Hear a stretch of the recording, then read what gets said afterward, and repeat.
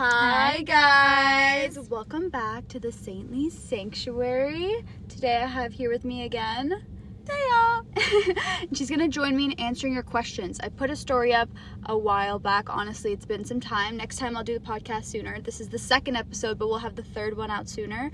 Where I asked you guys to ask us questions because I want to hear from you. What do you want to know? And you guys delivered. There were a lot of questions, so we're not going to be able to get through everything today, but we're going to try to get through as much as physically possible. And Teah's going to give her perspective as somebody who's like kind of getting into the faith a bit more recently, and I'm going to give some of mine, and we're going to do our best to answer you. Right, Teah? Yeah. Well, more recently, like 3 years of effort. Okay.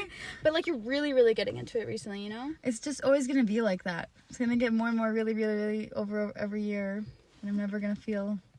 I guess, yeah, there's no such thing as being fully there. Yeah, it's exactly. Just continuous sanctification throughout your whole life. And with that being said, we're going to get into it. We're going to start with the first question. How do you listen to God's voice and make a good prayer routine? You should answer that. But you're all about God's voice lately. Oh, okay, so basically, if you have ADHD like me, you just... Right, we're going to get into it right away. You have to just literally lock in. Like, how do I explain this? For me, personally, I'm really motivated by emotions. I guess maybe because I'm a woman. Sue me. So I feel like things that really, like, evoke emotion in me help me focus on whatever that thought is. So, like, at church, when I look at the picture of Jesus above the chandelier, I really lock in with my convo with him in my head. I'm not thinking about anything else because I'm emotionally there, you know? Whereas, like, if you're in a state of, like, stress or whatever, like, you're not really going to hear his voice much. So I would say for his voice, definitely just, like, lock in. And then I have a follow-up that kind of leads into that, which I feel like you could answer well, too, is there a difference between praying in your head and praying out loud? Yeah. I think so. I like praying in my head a lot more because I just can do it all day long, whenever, at any hour, at any second, whenever I feel like whenever I remember it. But when I pray out loud, when I'm home alone, I like usually cry because I'm like, oh my gosh, I never hear this out loud. So I think the only times where like a prayer out loud really hits the same way that one in your head does is when you're like alone in nature or like on a run and there's no one around you on trail. Then it's really like you're in your head. It's the same thing. There's no difference. But yeah, that's why I love being outside because it feels like I'm alone with God. It's just like intimate me and him time. That's why I love being home alone because I just like start talking to myself. I have another like pretty like disciplined kind of vibes question that I feel like you would like. How much of our lives do we really control through our choices? Lol. Yesterday Teah was yelling at me about this at the coffee shop and like honestly I needed to hear it. So dude, take it away. You control the whole thing. I don't care if you lost sorry, that sounds so insensitive. Keep it tame. Whatever it is. Okay? You can tell me it's the worst thing. There's worse. Whatever it is, if you're genuinely stressing, you're not grateful. Yeah, it comes down to gratitude. Gratitude is the whole thing. But what does that have to do with control? The question is like, how much do we control? If you have gratitude, you don't need to control because you're actually everything's lit. You know, like everything's so chill. It's never that deep. Everything you get is a gift, exactly. Which is so much harder said than done, to be honest. Like, you've mastered it, and I'm still working on it, honestly. Well, it's a practice. Yeah. So you're gonna get there. You just need to do it over and over and over and over, and remind yourself enough times. Mm-hmm. But yeah, you don't control anything. So let go of that. You can only control how you feel about it, and until you get to that point of gratitude constantly, like it'll be uncomfortable, but then everything will be chill after that. Yeah. Plus, trust him. It's a big part of it. Trusting him. Definitely. And now we're going to move into the section more about like Bible stuff and learning.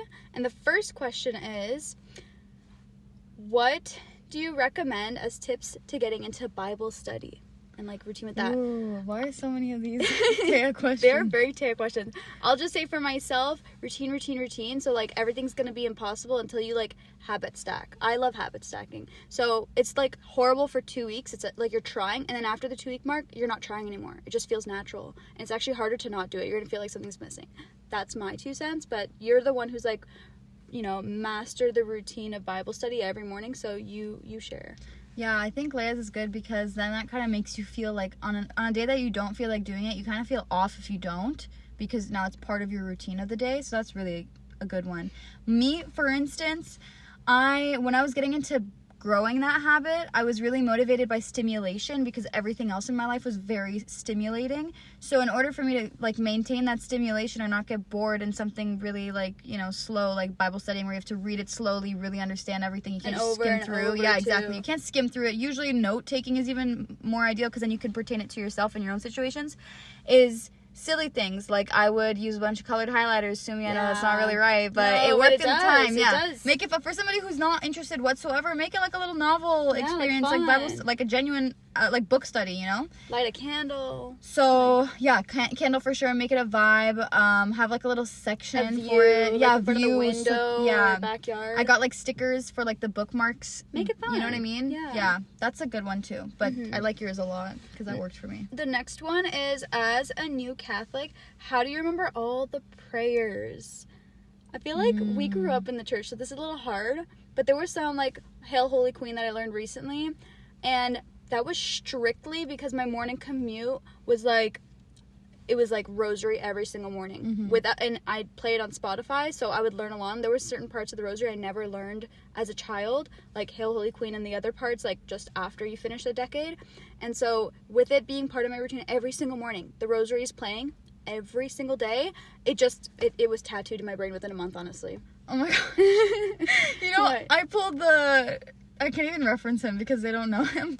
But basically, I have this thing where, like, I'll sing songs that I don't know the words to, and I just, mumble it until I know it. She does it every time. And so the way I got, like, the prayers down and the songs down is just by, like, faking it till I make it. Like, I didn't know. I was saying everything wrong or mumbling it. You don't have to disturb the piece, but, like, mumbling it until, like, you actually just have 50% of it down. Then it becomes easier, and then, you know, keep stacking over the weeks. That's literally what we've been doing at the TLM. Obviously, Sunday, I'm going to assume they're going to Mass every Sunday, right? Like, mortal sin. Like, if you're going every Sunday, then, like, ideally, these would work. But, you know, if you're, like, here and there, I don't know if that would really help much because you just forget it again, right? Yeah. Make it part of, like, your lifestyle. Like, introduce it into something. Like, your runs, your commute, you know, your Sunday, you know, practice. Like, always. Okay, now we're getting into the fun ones. Evangelization. That's all you. Okay, no, actually, you lived in Toronto, girl. Like, this is your bread and butter. How do you bring Jesus up more in conversations? How do you talk to people about him? Come on. Okay. Come on. You did that. If anything, you did it more than me. Honestly, it's kind of difficult, this one, because I don't even know where to start with this. You should start. You answer yours first because I need to reflect a little bit. It's been hard. Okay, personally, I'm in a program. Like, my program specifically is super, like, not with the Jesus stuff. So I've had to learn how to, like, sprinkle it in here and there just to normalize it because that's the best I can do with those girls because they're very much, like, not down with it. I'll just sprinkle it in. Like, what did you do this weekend? Always I bring up, like, I went to church or, like, what club did you just come from? Like, not club as in, like, a place, but like club at school, on campus. I always share that I'm like, I work with my, you know, ministry stuff and like, I'm part of the Catholics and everything, like I'm leading this. Like, you always just like bring it up casually. Like, the same way they would talk about like, oh, I just came back from Pilates, or I just came back from the library or whatever. Yeah. Same way. I'm not like making it a weird thing. I'm just saying that's what I did. Like, and so you sprinkle it here and there until maybe they ask a question one day, or like maybe they, you know, go more into the conversation, and then you leave room for conversation like that, you know? Personally. True. You don't make it sound like this big bad scary thing. Like, I've been doing that, like, also, like, we do it with our roommate, we do it at work, like, we kind of just like mention, oh yeah, we just came from Mass, or like, oh, we went to Bible study, or we were at a youth thing. Like, I mention this very casually with my coworkers, or because it's like super casual, even if they're not practicing or not. So that's one thing, like warming them up to it. Like, it's not this crazy foreign thing that's like, oh, these people are crazy. They know us personally. They know that we're like cool gals. So like, if we're normal, then like they won't have this idea that Christians are like cray cray and like don't know. Like, you know what I mean? Will make them think. Exactly, like the internet makes it. I would say. This is such a hard one, but honestly, I feel like evangelization has not been my strong suit. And I want to take an approach because now I feel more comfortable talking to people about my faith, because at the beginning I kind of had like this, what's the word when you feel like you don't belong? Imposter syndrome. I had it's so real. Still today I have imposter syndrome because I feel like there's so much to know and learn, and I don't want to mislead anyone, and like I know everything is very intentional, so I don't want to like give my experience and maybe it wasn't the right way, whatever. Everyone has their own journey to learn from. But I will say, number one thing that fixed everything for me in my walk was watching Leah. Like, What? if you're a selfish person and you're not concerned about faith that much, but, like, you want to be open-minded, or you want somebody to be open-minded to that kind of thing. Sorry, that didn't make sense. If, you know, somebody's, like, not open-minded, but they are kind of, like, on the selfish side, and they want to make, you know, they want things to be good in life, you can just, like, show them the fruits of being a Catholic, or, like, even just a Christian, you know? I feel like watching Leah's fruits is what enticed me the most. That's it. From their fruits you will know. Well, how does the verse go? It's like, from their fruits I you'll don't know know. how Or, to memorize. whatever. Yeah, that's a good one though, because that's literally the Bible verse, and I didn't know that's how you felt, honestly. So No, that was that's it. cool. So I feel like that tactic works even more than, like, me telling them this and that about John or Mark, you know? I feel like just watching somebody else. That's when they taught us how to evangelize previously in my group or whatever.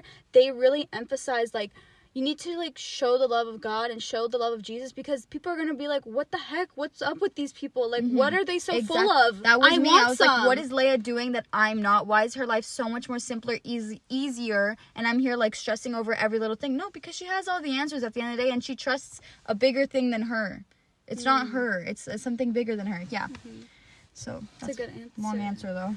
No, but it's a good one, honestly. People need to hear that, because it's the real stuff, and that's, like, what really changes.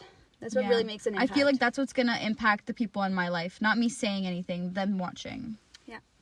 The next question is, how can you encourage your family to be more Catholic? I love this question. I love it. Because when I first came back to the faith, oh boy, it was a very different family dynamic. I think we were always, like, in a, you know, mass going kind of family. Like, it was always mass every Sunday. It was part of life. But I would say that we were lacking in other aspects of faith in our family. And I first came to know Jesus, like, I was 17 years old. I was on fire, bro. My life was flipped upside down. My brain was exploding every day. Like, everything got flipped upside down. And I didn't know how to come to my family and act differently, because they'd be like, oh, this isn't who you are, or, you know, and I just wanted them to see Jesus for who he was, for them to understand and also know that they can flip their life and they don't have to stay the same way forever. And I don't know, it was just such a weird time in life that I don't think back to too many times, but now that I'm having this conversation, I'm like, wow, really the best thing was prayer and tenacity. I don't know if that's the word, like endurance. Like, you really have to make it a point, in the beginning at least, to learn to bite your tongue. That's it. Like, the best thing you can do is limit sin around them. Because when you limit sin around them, it makes it easier for them to almost trust you, that you're onto something. If you're, like, talking about something all the time, but then you're, like, bickering and fighting with your siblings all the time, and, like, you're causing problems at home, or you're not doing certain things at home that you should be participating in, you know what I mean? Like, they're not going to trust. They're going to be like, okay, she's talking about all this, but look, she's, like, the same. She's doing the same stuff she used to do. Anyways, so you really have to, like, make it a point to limit sin around them, and really, like, bite your tongue and do your part. And then also pray nonstop, fervently. I think that's the word. Just, like, nonstop. I used to go to adoration and devote my adoration just to my family. And, like, I would pray rosaries for my family. I would, like, all the time I'm praying for them. So just, you know, prayer and endurance, and you'll get there. I'll also add to that, probably number one, patience. Because think about it. If you had given up after, like, year 1 or year 2 of you, like, on this pursuit to, you know, ideally making me on the same page as you. Or the rest of the family, too. Like, yeah. Our family goes to church on weekdays now. That used to never happen. Yeah. Yeah. I think patience is huge. This stuff is not going to happen overnight. No. And it's such a personal relationship that, like, for instance, for me, it was, like, very flip-floppy. For the first at least 2 years, it was very, like, on-off, or a lot of confusion. It's a big step in life when you have to, like, let go of everything else. You know, this world is a worldly world, right? Like, you have to give up a lot for this relationship. So don't expect it to happen in 6 months even. It's your family. You're going to be with them forever. So you're in it for the long run. If you genuinely want them to join you in this journey, you have to really give them patience. That's what I would add. I agree. And then I think the last evangelization question we'll answer is such a common one. It is the bread and butter of my page, because this is, like, what majority of my DMs are. So I'm going to very lightly touch it. But if you are actually questioning or anything, I want you to DM me. We will walk through this together. And I have a lot of these conversations all the time. But basically the question is advice for Protestants discerning Catholicism. And as somebody who has been in the non-denominational space, and I was convinced of it, and I went through this whole process on my own, there's so much to say. I could make many videos on it, and I have some drafted even. And there's so much to say that even like when people DM me, we go on like essays back and forth. And so I want you to know this is just a very blanket answer to your question. But I would say the number one thing is curiosity. You need to be at the point where you're questioning everything and have an open mind and lean on discernment and God.